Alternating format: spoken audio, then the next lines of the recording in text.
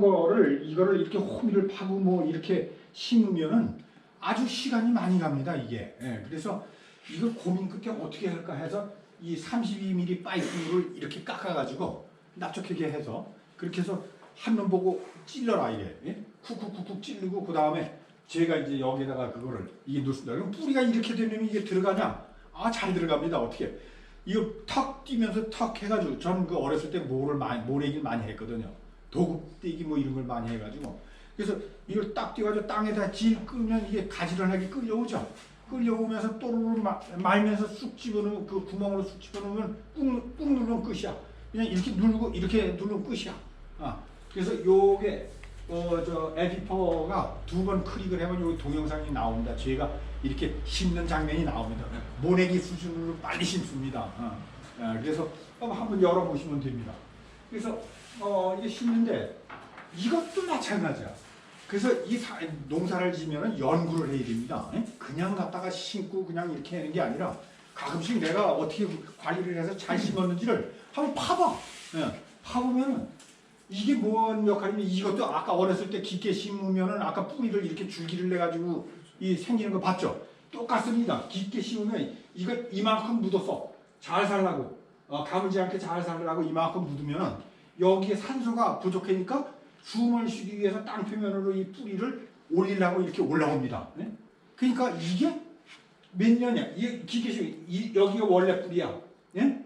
1년. 2년 만에 여기까지 도달하는데 얼마나 고생을 했을까? 고생을 했을까? 심는 깊이가 이런 정도 차이가 납니다.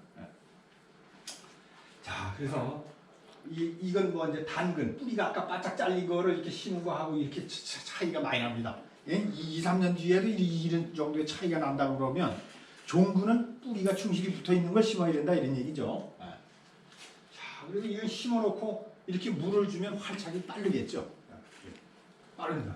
그래서 저는 종근을 그때 비싸서 이 아주 이쑤시개 같은 모종을 170원씩 주고 2주씩 심었습니다. 2주. 여러분 2주. 이렇게. 이거 한 종자가 많으면 그러니까 종자 파종을 해서 종자를 많이 확보를 하면 7, 8개, 10개까지 꽂아도 상관없어요. 그래서 이게 저는 그렇죠. 계산기를 들이면 아까 2개가 4개가 되고 4개가 8개가 되고 8개가 16개가 되고 16개가 32개가 되고 이제 이런 계산을 가지고 2주 씌는 거야. 이게 맞습니까? 다다익선입니다. 모종이 많으면 한꺼번에 꽂아서 그놈이 후루룩 올라오면은 2개, 4개 계산할 필요 없잖아. 워낙에 거기 많으니까. 그러니까 여러분들 심을 때 어때? 주스를 뭐 3개, 4개 심으라고 그랬다고 그래서 3개, 4개 씌워서 심을 필요가 없는 거죠. 많으면 많이 꽂으면 돼요. 많이 상관없습니다.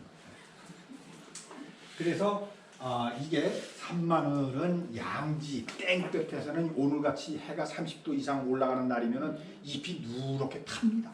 엽록소가 타면은 거기에서 이 동화 양분을 만들 수 있는 물질 공장이 이 손상이 가는 거잖아요, 그죠? 그러니까 그런 걸 막기 위해서 차광을 해주는 게 좋습니다. 차광을. 그래서 차광을 그럼 아까 나지에다 뭐 잘 크고 그랬다고 그러는데 그건 뻥이네. 그거는 아니고 그거는 이제 나름대로 또 이제 방법이 있습니다. 그래서 해과림을 근본적으로 해줘야 됩니다. 그래서 4월 20 이전에 50%로 차광할 경우 경엽 신장을 촉진해서 25 내지 30%의 수량을 증수를 할 수 있다 이런 얘기죠.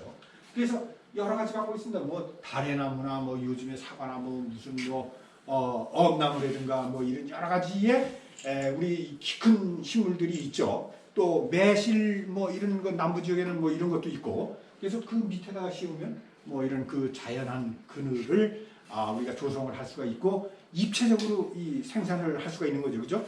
이 상층과 하층을 효율적으로 이용을 할 수가 있다. 그래서 이런 것들이 없는 경우에는 이제 이렇게 무슨 이 골재를 이용을 해가지고 차광망을 씌운 경우입니다. 그러니까 비닐을 씌우게 되면 어떤 현상이 일어나냐면 물론 이제 이 조기 생산을 하기 위해서는 비닐을 씌워야 되지만은 이 배양을 하는 단계에서는 비닐을 씌우면 오히려 적이 된다.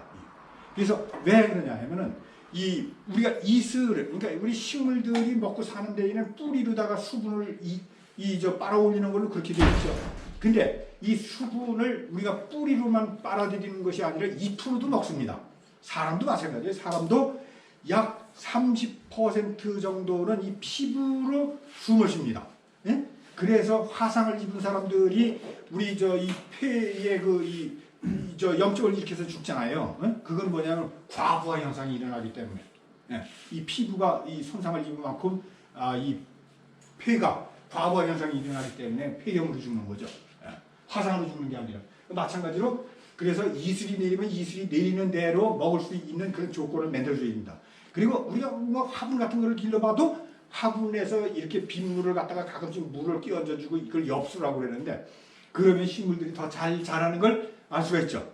그래서 그거는 뭐냐면 자연 상태에 우리가 그런 그 비료 성분이 녹아있기 때문에 그렇습니다. 그래서 1년간 그 떨어지는 게 3,000평 기준으로 해서 약 질소질 비료가 4kg 정도가 떨어집니다.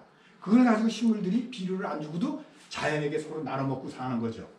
그래서 우리가 이슬은 맞출 수 있는 정도로 비닐은 이렇게 배양하는 기간 중에는 안 쓰는 것이 더 좋습니다.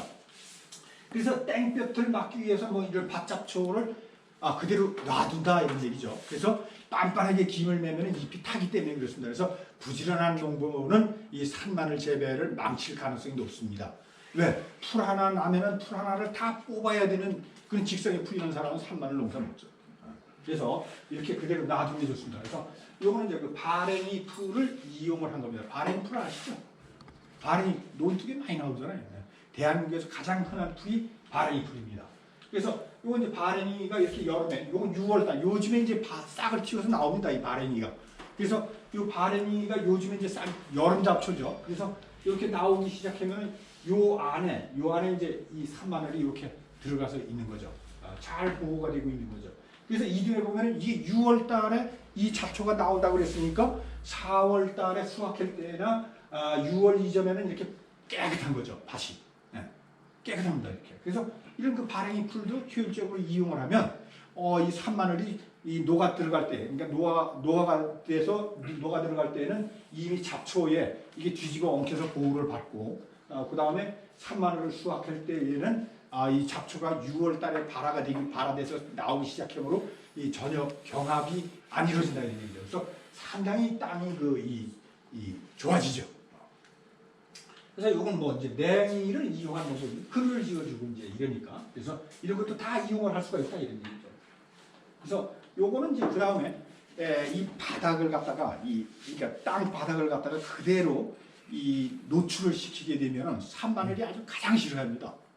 그러니까 왜 그러냐면은 그 신비단병이라고 하는 것은 땅의 온도가 30도 이상 올라가게 되면은 이 병균이 이 활동을 하거든요. 그러니까 이걸 땅을 갖다가 그대로 낮은 상태로 둬두면 심지어는 계란이 후라이가 될 정도로다가 이렇게 온도가 올라가게 되면 특히 돌이 많은 밭 이런 밭은 아주 특히 그 신비단병이 많이 오게 되죠. 그래서 이렇게 땅을 갖다가 그런 병들을 막기 위해서 막아주기 위해서 여러 가지 방법을 이제 시도를 해본 겁니다. 그래서 볏짚을 사다가 이제 이용을 해봤는데 이건 아예 힘이 들어서 안 됩니다. 돈도 뭐 300평치를 제가 20만 원을 주고 구입을 했는데 돈도 많이 들어가고 그래서 이건 아니다.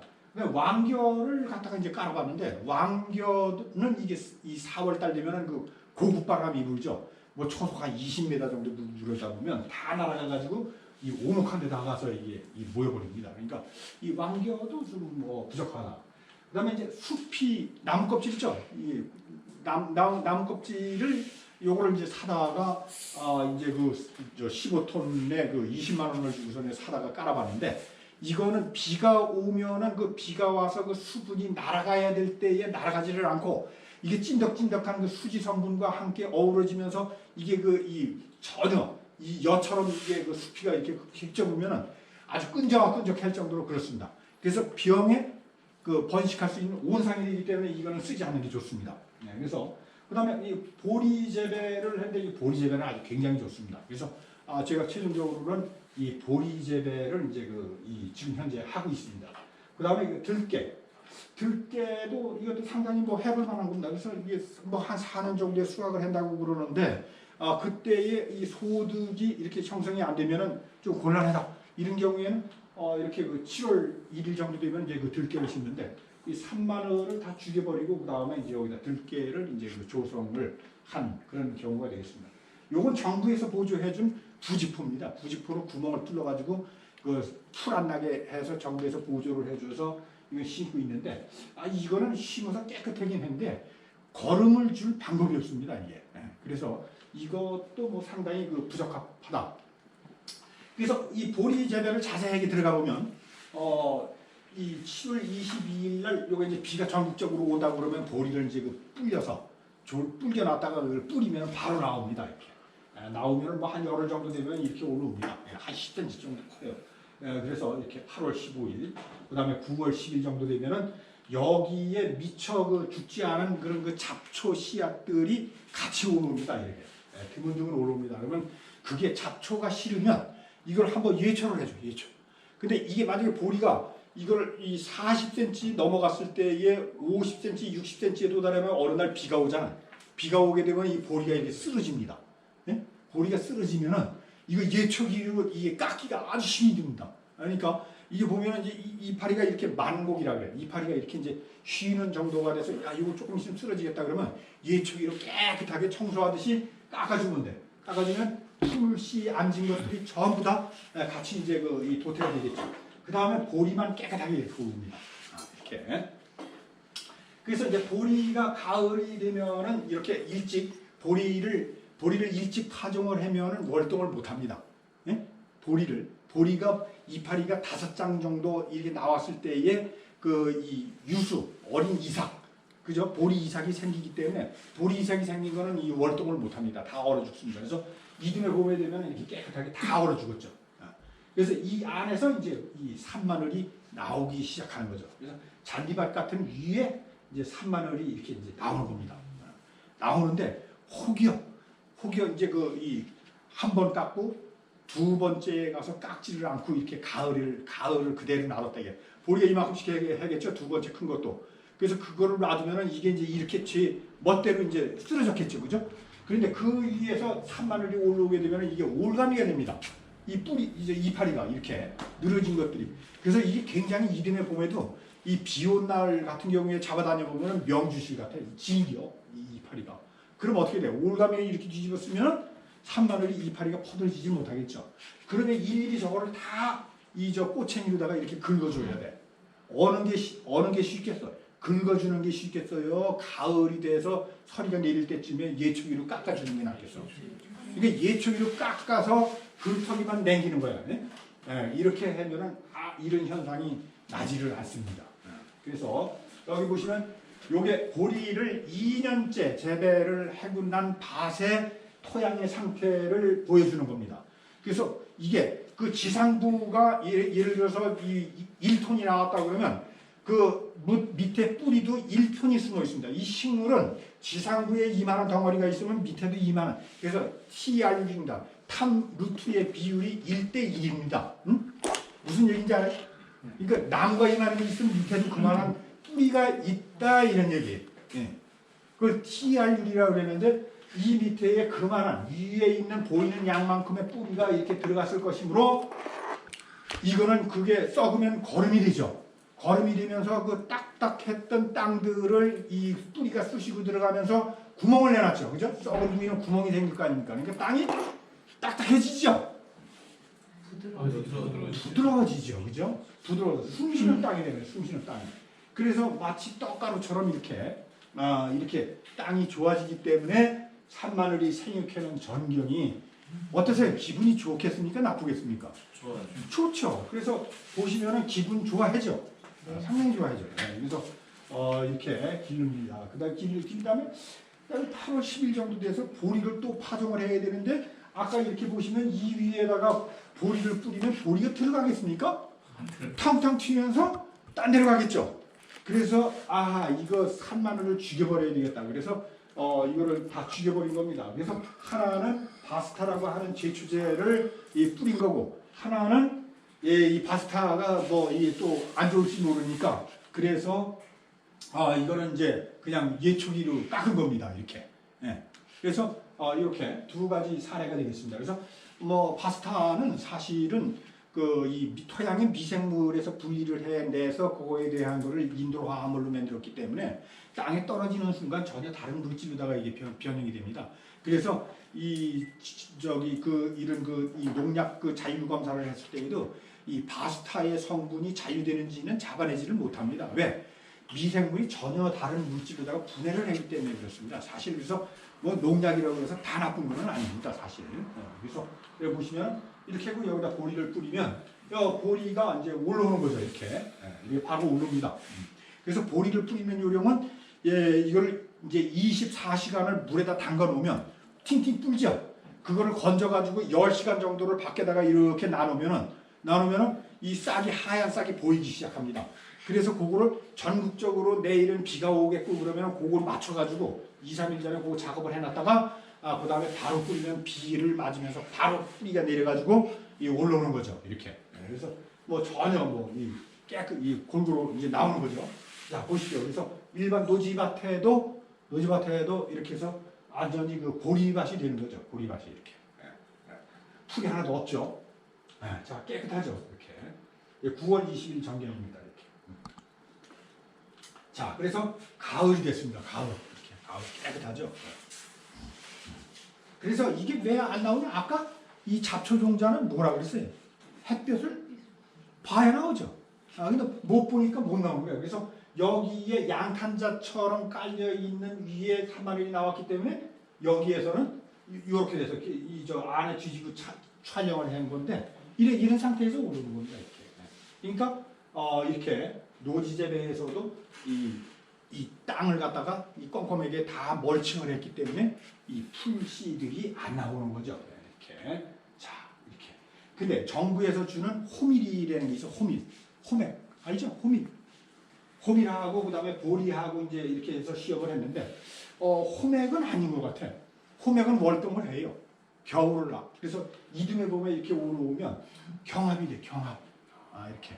경합이 되는데 보리는 싹 정리가 되고 입장 정리를 싹 한 상태에서 3만 원만 나오고 그냥 깨끗하게 유지가 되죠. 이렇게. 자, 그래서 호밀이 나요? 보리가 나요? 보리죠. 보리.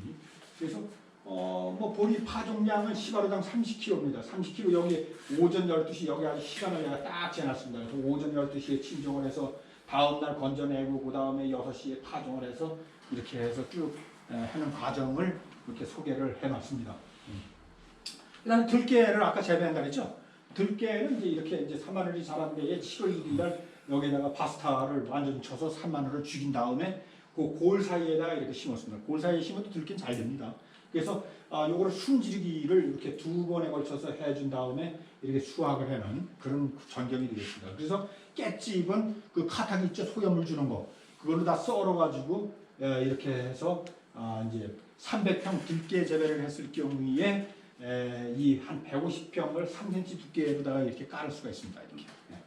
이러면 이 산간지에 돼지가 많이 덤비는 데는 이 돼지 피해를 막을 수 있습니다. 들깨 냄새를 싫어합니다. 그래서 코로 끌고 들어가면서 이런 지렁이나 뭐 이런 이 곤충들을 잡아먹으려고 들어갔을 때에 이 깨가루가 자꾸 코에 거추장되게 들어가기 때문에 이게 산간 지역이나 이런 데 그 목책이 없는 데는 이 들깨를 심어서 이렇게 들깨집을 뿌려 놔주면 효과가 있습니다.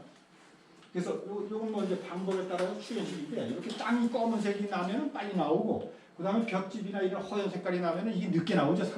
이 열을 갖다가 흡수하는 정도가 틀리기 때문에 그래서 이 대량으로 재배를 해서 수확 시기를 오래도록 하려면은 이렇게 피복 재료를 여러 가지부터 써서도 이렇게 그 수확 시기를 약 보름 정도를 조정을 할 수가 있다 이런 얘기가 되겠습니다. 자, 이게 이제 조수피해입니다. 그래서 구운뱅이를 잡아먹기 위해서 이게 구운뱅이입니다. 꽃무지죠, 꽃무지. 그래서 이게 산간 지역에는 참나무가 많은 지역에는 이 꽃무지들이 많이 있습니다. 그래서 이런데 이제 그걸 파먹기 위해서 돼지가 이렇게 덤비는 겁니다. 덤비는데 여기에는 이제 들깨집으로 이렇게 피복해주면 효과가 좀 있다 이런 얘기입니다. 그다음에 고라니는 뭐 피해가 없는데 이게 고라니가 잘라먹은 겁니다. 잘라먹고서는 이게 전부 맛이 없으니까 뱉어버린 거죠. 이렇게 뱉어버립니다. 안 먹습니다. 그래서 뭐 그 큰 피해는 없습니다.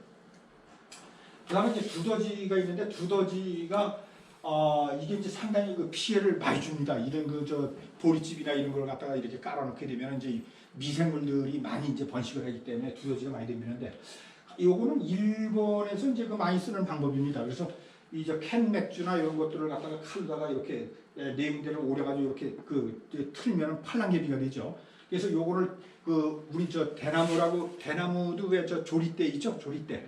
그래서 그 마디가 이렇게 비어 있는 거, 그래서 거기에다가 이렇게 꽂혀있다 그러면 이게 돌아갈 때 공명 현상이 일어나요. 떨떨떨떨떨 소리가 납니다. 이게 땅 속에까지 상당히 멀리 그 퍼지기 때문에 이 두더지를 상당히 이 막는 데 효과적입니다. 뭐 덫도 있고 싹싹도 있고 뭐 여러 가지가 있는데, 그거 뭐 어디로 가는지 알고 그걸 전면적 밭으로 다 놓냐, 상당히 어려운 문제고, 밭가에 이렇게 드문드문 꽂아 놓으면 이렇게 효과를 볼 수가 있습니다. 소리에 민감하기 때문에 이제 그렇죠. 이거 까마귀인데, 여기 구리부대 주변에는 이제 까마귀들이 이른 봄에 이게 이제 남보다 먼저 나왔기 때문에 이게 무엇을 심어놓은 건가 궁금해가지고 이 뿌리가 궁금해서 이렇게 이제 이 쥐어 많이 뜯더라고요. 이 피해가 의외로 이거 많이 있습니다. 그래서 이거는 어떻게 보면 별도로 특별한 대책이 지금 아직 없는 그런 입장입니다. 그다음에 이제 뭐 잡초 제거인데, 이제 잡초는 이제 뭐 제가 이제 이 농약 가지고 한번 여러 가지로다가 이제 실험을 했던 그런 내용입니다. 그래서 개인적인 연결이기 때문에 뭐 법적 책임은 안 지면서 공지를 해보겠습니다. 네. 라또 같은 경우에는 이제 이 산마늘이 나오기 전에, 네? 산마늘이 나온 데도 상관없습니다. 그 위에다가 이렇게 배양 중에는, 그러니까 먹는 데에다가 뿌리면 안 되죠. 그래서 이제 배양 중에 있는 거는 산마늘 잎에는 장애가 없어요. 네. 뿌려도 묻어도. 그래서 이렇게 이제 내가 풀이 싫다 원초적으로 그러면은 미리 뿌리면 상관없습니다. 헛골 같은데 특히. 그래서 그다음에 이제 이 바스타나 뭐 이제 이게 바스타는 이제 구비대가 이제 7월 중순경에는 완료가 되거든요. 그래서 요때에 이제 이 보리 재배할 때나 요럴 때에 살포를 이제 이렇게 하면 되겠습니다. 그래서 요게 이제 38mm 정도를 치라고 되어 있습니다. 이제 저 관장량은. 근데 뭐 70mm까지 쳐도 상관없어요. 근데 다만 제초제나 이런 것들을 치실 때에는 약대를 갖다가 밑으로 꽂아가지고 땅에 가서 물이 고일 정도로다가 이렇게 주는 경우, 그런 경우는 아마 없겠죠. 그러면은 산마늘 이 뿌리에 들어가게 되면은 장애를 받아요. 안 받을 수가 없어요. 그래서 이거를 30도 각도로다가 이렇게 얕게 놓고서는 이렇게 위에만 싹 골고루 무드룩만 뿌리면 전혀 산마늘에 대해서는 이 지장이 없습니다. 그래서 이게 이제 잡초 제거입니다. 이렇게 심어놓고 이렇게 이제 잡초를 치고 2등에 5월에 이렇게 나온 그런 전견이 되겠습니다. 그래서 요거를 이렇게 하게 되면은 일찍이 이제 고자리파리 아시죠? 마늘에 이제 치명적인 이파리 피해를 많이 주죠. 이 마늘 굴을 파먹으니까 죽는 거죠, 마늘이. 산마늘도 이 고자리 피해가 굉장히 심합니다. 그래서 이런 걸 일찍이 이렇게 싹을 죽여버리면 고자리 피해를 막을 수 있는 그런 효과도 간접적으로 얻을 수가 있습니다. 그래서 이건 잡초 제거. 그래서 이렇게 보면 가끔씩 이제 잡초 제거를 할 때에 제초제를 너무 일찍 쓰게 되면 어떤 현상이 일어나냐면, 구가 비대되기도 전에 만약에 일찍이 썼다 그러면 이듬해에 이파리가 이게 2-3장이 나와야 정상인데 이게 7, 8장까지 나옵니다. 이 이파리가. 그게 웬일이냐? 이 대단한 거다. 대단한 게 아니고 이 종근이 분화가 돼가지고 이게 성숙되지 못한 상태에서 기존에 있는 성숙된 잎 사이로다가 이렇게 삐지고 오르기 때문에 이파리 수가 많이 보이는 거죠. 그러니까 이거는 비정상이다 이렇게 봐야 됩니다. 그러니까 일찍이 제초제를 쓰면은 이런 현상이 일어난다. 이걸 개발을 한다고 또 난리치는 사람도 있습니다. 이렇게 산마늘 잎이 뭐 2-3장 나오는데 7, 8장 나오는 걸 난 발견을 했다고 막 난리치는 사람이 있습니다. 그건 아닙니다. 그래서 만약에 고질적인 잡초가 있다. 이게 산마늘 밭에 쑥대밭인 경우가 굉장히 많죠. 쑥. 그죠? 단연생 잡초가 덩어리로 이렇게 퍼져나가기 시작하면 산마늘이 이질 못합니다. 이런 쇠뜨기 같은 경우에 이 퍼져나가면 이건 골치 아프죠. 그래서 이건 수확할 때는 벌써 이미 쇠뜨기가 올라와가지고 이렇게 자리 잡고 있기 때문에 수확을 해도 그걸 하나하나 골라내기 어렵기 때문에 이런 거는 이 차광망 100%, 95%짜리가 있어요. 차광망 95%짜리. 그래서 요게 50m에, 그러니까 7m 폭의 50m가 아마 12만 원으로 아마 인터넷에 나와 있을 겁니다. 그래서 그걸 1-2장 정도 사가지고 덮고 한 달간 덮고 또 다음 한 달간 덮고 이렇게 한 달씩 돌아가서 덮으면 이걸 완전히 죽일 수가 있는 거예요. 그러니까 산마늘 잎도 죽이면서 너 죽고 나 죽고죠. 그렇게 해서 이걸 해서 싹 정리를 한 다음에 이듬해 산마늘만 남게 하는 농법이 되겠습니다. 그래서 상당히 이 부직포를 가지고 이렇게 해서 친환경적으로도 할 수가 있다. 그 다음에 이제 이게 어린 모종을 아까 모판에서 기를 때에 모판 아까 모종판 만드는 방법 알려 드렸어요. 어렸을 때에는 이 이꽃병, 잘록병이라고 하는 것이 심심찮게 걸립니다. 그래서 이럴 때에는 우리가 지금 증상에 따라서 증상을 잘 보고서는 뭐가 이렇게 썩는 증상이냐, 그 다음에 잘록한 증상이냐, 요거에 따라서 이 농약을 선정을 해서 살포를 하면 효과가 있겠습니다. 그러니까 잎마름병 뭐 이런 거는 상관없어요. 이런 뭐 5월달 나오면 이제 간헐적으로도 이런 병들이 오는데 뭐 마늘도 마찬가지예요. 마늘도 5월달 정도 되면 상습적으로 오는데 이거는 뭐 굳이 산마늘이 죽지는 않기 때문에 이렇게 뭐 약을 칠 필요는 없습니다. 이것까지 세세하게 칠 필요는 없습니다. 약은 있습니다. 그다음에 물러서 썩는 건데 이건 이제 장마 기간 중에 이런 현상이 일어나는데 이것도 뿌리는 죽지를 않기 때문에 이것도 뭐 약을 굳이 칠 필요는 없습니다. 이건 세균성이기 때문에 신다면 농용 마이신을 이제 살포를 하면 되겠습니다. 가장 문제가 되는 것은 이제 신비단병입니다. 신비단병. 그래서 이게 신비단, 비단처럼 생겼다 이게 반짝반짝 빈다가 해가 뜨면은. 근데 요거를 신비단병인지 아닌지 관찰을 하는 거는 여기에 그 좁쌀할 만한 크기의 딱딱한 균핵이 형성이 됩니다. 이렇게 균핵. 그래서 이걸 이빨로 깨물어 보면 이게 깨물지를 않을 정도로 아주 딱딱한 균핵 덩어리입니다. 그래서 요거를 이게 한 움큼씩 돼요. 이게 포기에. 그래서 이거는 전체 포기 전체를 완전히 썩이기 때문에 이 산마늘이 죽어 없어지는데 이게 산마늘이 특히 한여름 30도 이상의 이 온도에서 이게 죽기 때문에 이 산마늘은 이미 땅속에 들어가 있는 상태에서 이 병이 전염이 되면 농사를 지면서도 전혀 이게 왜 죽었는지를 모른다 이게. 이듬해 봄에 봐도 이게 왜 작년에 멀쩡했는데 없어졌지? 이렇게 숨바꼭질 농사를 짓는 게 바로 이겁니다. 그래서 이게 이제 은연중에 없어지는 거죠.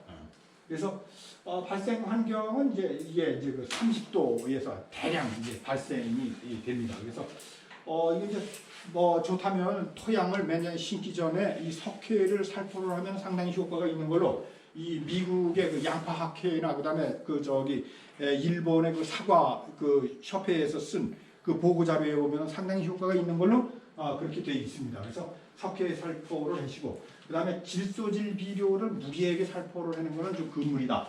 그다음에 이게 땅이 아까 땅 표면을 낮은 상태로 그냥 벌거벗은 상태로 둬두면 땅 온도가 올라가기 때문에 이 신비단병을 촉발하는 원인이 되기 때문에 이걸 피복을 해주는 것이 산마늘병을 경정적으로다가 예방할 수 있는 그런 효과가 있습니다. 이건 이제 홍천에 제가 가끔씩 이제 컨설팅 해둔 농가인데 이게 이제 2018년도에 심어가지고 그런 대로 펄했습니다. 그러면 이게 더 진전된 모습으로 이듬해 보여야 되는데 작년도에 가보니까 이게 다 죽었어.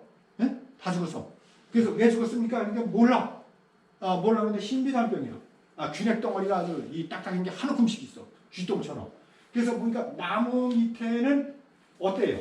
나무 밑에는 그대로 보존이 돼 있죠. 이 두릅나무인데 두릅나무 밑에는 있고 나지 상태에는 온도가 이 돌멩이나 이런 게 다르면은 뭐 이건 40도 뭐 이상 올라가죠. 이게 다 날라 죽는 겁니다. 이렇게. 그래서 이 나무 밑에 그늘이 이 온 지온을 낮춰줬기 때문에 이런 현상이 일어나는 거죠. 그래서 온도가 높게 상승되는 낮의 환경에서는 신비단병이 발생하기 좋은 조건이 되기 때문에 어떻게 해야 돼? 지피물을 깔아요. 지피물. 지피물을 까는데 그걸 사람으로 인위적으로 벼축 같은 걸 깔다 보니까 너무 힘이 들죠. 그러니까 보리 같은 거를 피복 재배를 해서 이 땅 지적도 높이고 이렇게 해서 재배를 하면 되겠습니다. 이건 김매기를 하고 제가 표차를 꽂아놨다가 상처난 부위가 어떻게 됐는가를 20일 뒤에 봤더니 병균이 어김없이 감염돼서 그러니까 한여름에 뭐 제초를 하기 위해서 무리에게 김을 가지고 매고 이런 거는 산마늘에게 도움이 절대 되지를 못한다 이런 얘기죠. 그래서 이건 뭐 친환경 자재입니다. 그래서 이렇게 이제 그 친환경 자재 중에서도 이 지금 과산화수소하고 그다음에 염소하고 이렇게 해서 신비단병을 이제 막을 수 있는 이런 그 이 약재가 나오긴 했는데 뭐 저는 쳐보지는 않았습니다. 사다가는 나와봤는데 아직은 그래서 이거 단가 계산을 했더니 물 한 말당 자재비가 한 300원 정도. 그러니까 300평 기준에서 8말 정도라면은 38, 24, 2,400원 놓치면은 한 번을 칠 수 있는 이런 약이 있습니다. 그래서 직접적으로 구입을 못하고 농업기술센터를 이용을 해서 구입을 해야 됩니다. 개인적으로 팔지 않습니다. 화학약품이기 때문에 이 아이산염입니다. 이게 아이산염.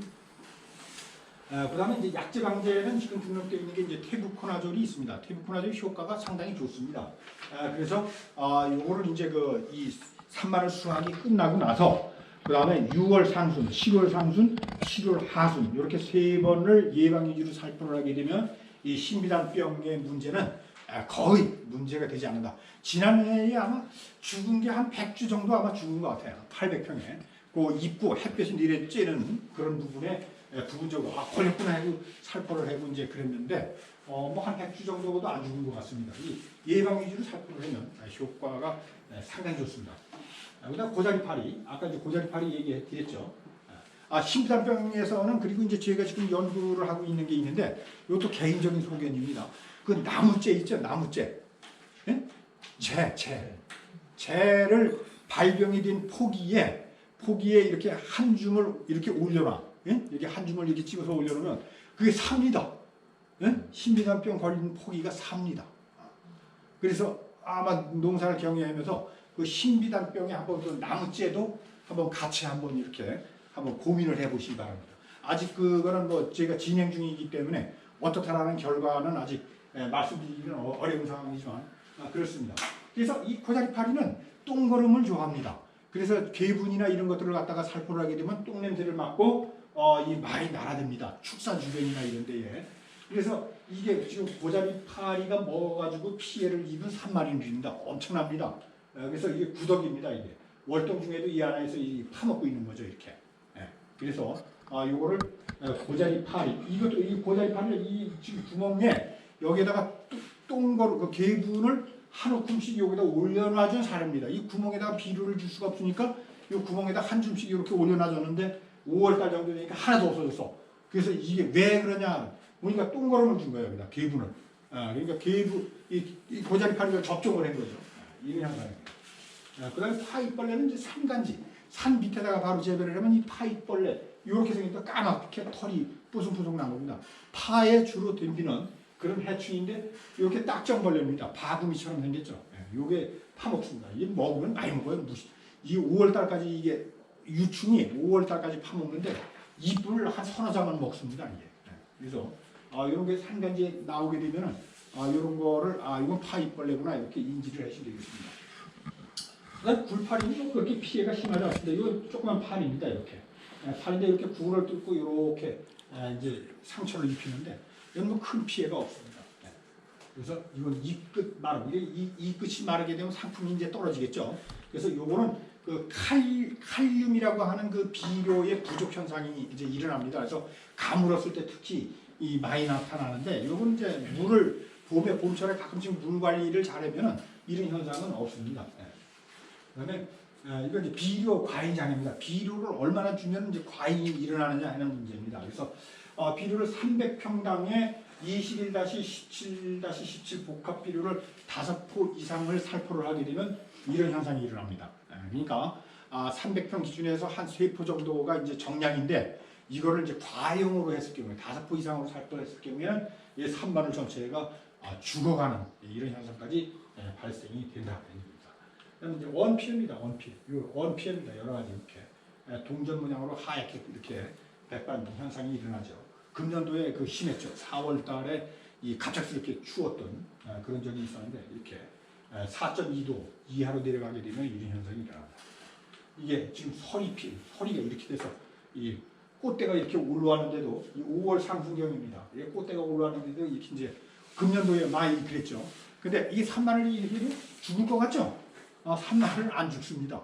안 죽어요. 이래도 이렇게 멀쩡히 살아납니다. 이렇게 휘줄그레하게 이렇게 죽은 것 같아도. 그래서 수확은 어떻게 되냐? 수확은 한 4년 정도 걸리는데 3년 만에 수확하는 사람들이 많이 있습니다. 근데 이제 저 같은 경우는 이제 4년 정도. 그래서 이렇게 이제 이쑤시개 같은 거를 이렇게 심어가지고 2개씩 심어서 이제 2019년도 4월에 이렇게 돼서 첫 수확을 한 거죠. 이렇게. 그래서 경협, 그러니까 이파리 수량 증대를 위해서는 다주, 여러 주를 밀식하는 것이 효과적이다. 그래서 이렇게 수확을 해도 낫으로 싹 깎아놓고서 이거 관찰해보면 이렇게 종구가 아주 위축이 되는 거죠. 이렇게 아주 죽살한 거죠. 그래서 이듬해 재생이 되는 이런 전경입니다. 장면. 이렇게. 그래서 요걸 잘 배양을 하면 이듬해 하거나 이 이듬해 이제 수확을 하게 되는 거죠. 뭐 이건 필요 없고. 그래서 뭐 이제 전국적으로 산나물 재배하는 이제 농가들을 이렇게 쭉 산마늘 재배하는 농가들을 이제 둘러보면 이제 이렇게 이제 재배를 이제 하고 있습니다. 이렇게 깨끗하죠. 네. 자, 그래서 이건 제밭, 제 이제 하우스, 제 뒷밭. 자, 이거 하우스 사이. 그래서 이런 데는 뭐 공터 이건 내릴 필요가 없는 거죠. 그래서 요 산에다가 이제 재배를 하는 경우, 산에다가 이렇게 이제 나무들이 여기 잡목들이 있는 거를 깎아내고 사이배기를 한 거죠. 그리고 그 다음에 이제 깨끗하게 한 다음에 여기다 이제 이 산마늘을 갖다가 종자를 갖다 홀냈다 뿌리는 겁니다. 그냥 골고루 갖다 뿌리고 그 다음에 렉이나 뭐 빗자루나 이런 걸로다 그 낙엽 위에 올라앉은 종자들이 굴러 내려가게 이렇게 쓸어주는 거죠. 그죠? 땅표면을 쓸어주면 땅 속에 접착이 되면서 이렇게 이제 발화가 되는 거죠. 그것도 산에다 심는데 이거는 모종을 그렇게 해서 오와열을 맞춰가지고 산에다 밭처럼 이렇게 심는 사례가 되겠습니다. 그래서 낙엽이 떨어지기 때문에 기름을 별로 안 매도 산에가 더 오히려 좋습니다. 상당히 좋습니다. 가격도 산에다 재배한 것이 비싸고. 이건 자생지입니다. 울릉도의 그 취수장 주변에 이제 그 사람 통제가 가능하지 않은 곳에 이렇게. 이게 산마늘만 꽉 찼잖아요. 산에도 잘 된다 이겁니다. 이거는 인공으로다가 재배를 하는 겁니다. 통로를 둬두고 이렇게 산마늘을 재배를 이제 한 사례가 되겠습니다. 그러니까 산도 밭처럼 재배가 잘 된다. 이러시죠. 나무 밑에도 이렇게 나무를 드문드문 심어놓고 여기서 입체적으로 생산을 하는 그런 전경이 되겠습니다. 자, 그래서 산마늘은 어디에도 잘 된다. 게으른 사람이 할 수가 있다. 조금만 아이디어를 가지고 있으면 김을 안 매도 된다. 이제 그렇죠. 우리 조금 쉬었다가 다른 작목 하나 더 해보죠. 네. 네. 뭐 질문 있으시면 쉬는 시간에 질문해 주시죠. 나중에 그